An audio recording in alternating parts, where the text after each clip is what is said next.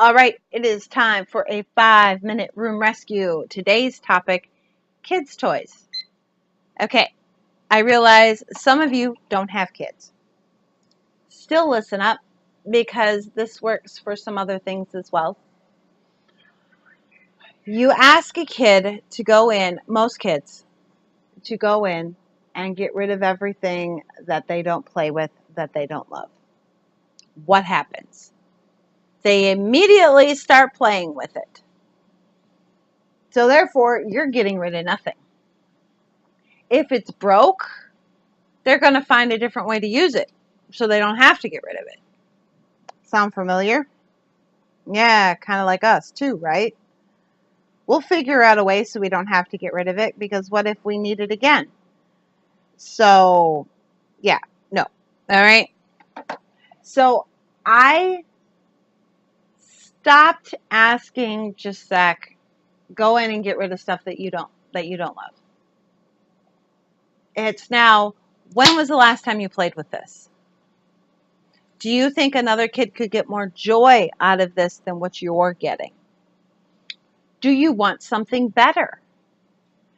Do you think that as a now 8-year-old, maybe you should upgrade those toys to 8-year-old toys?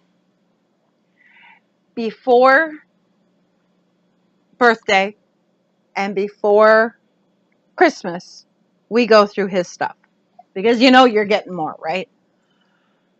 So we go through it. We ask these questions. Now, I know what the last time was that I saw him playing with this stuff. So there are two schools of thought with going through the kids' toys. You can either go through it with them and then have to deal with the arguments, but they're learning then. Or because it's in your home and they do not pay bills yet, you can make all the decisions. However, I caution you on that one. Besides the screaming, yelling, crying that you get when you get rid of toys, would you want somebody to do that to you? To come into your room, look at your stuff, and decide what gets to stay? Now, when he goes to Grandma and Grandpa, you're gosh dang right, I go through his toys and I get rid of all the broken ones. Especially if I notice he hasn't played with them. They go.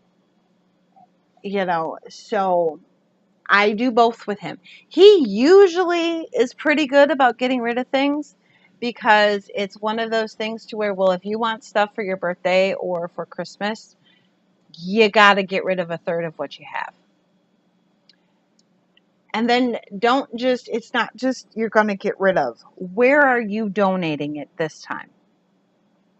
Are you going to give it to the homeless kids? Are we going to the women's shelter? Are we just going to Salvation Army?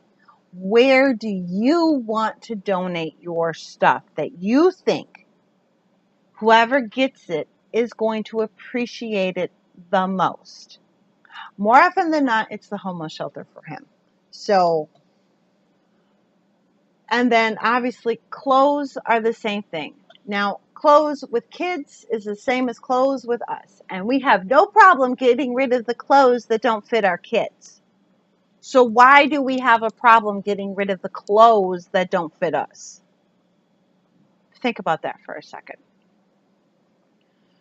We have no problem getting rid of the toys and the items and the stuff like that that our kids don't love, that we determine they don't love and they don't play with and they don't use.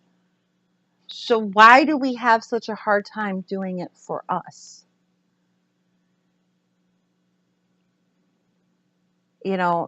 That's why it's hard for them. That's their stuff. We have the same challenges when it comes to our stuff. But yet we get angry. We get frustrated. We need to take a time out ourselves when we go through with our kids, but they're not getting rid of anything. When was the last time it was easy for you to get rid of something? Don't put unnecessary and unreal expectations on your kids that you don't put on yourself as well. If you expect your kids to get rid of stuff, you need to do it too. All right, there you go. I will talk to you tomorrow. Tomorrow we are going through school papers with school starting. So there you go.